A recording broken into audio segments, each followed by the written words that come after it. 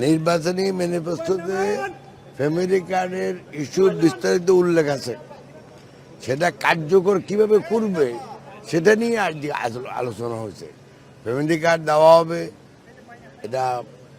এটা নিয়ে আলোচনা হয়েছে। কত পরিবারকে দেওয়া হবে?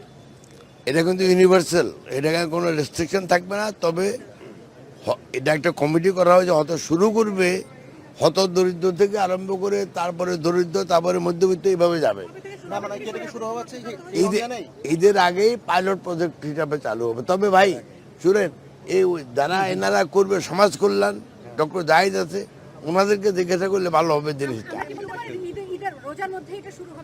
রোজার আমাদের সম্মানিত প্রধানমন্ত্রী চান পাইলট প্রজেক্ট হিসাবে, অন্তত পাইলট প্রজেক্ট হিসাবে ঈদের আগেই শুরু করতে, এটুকু আমি জানি।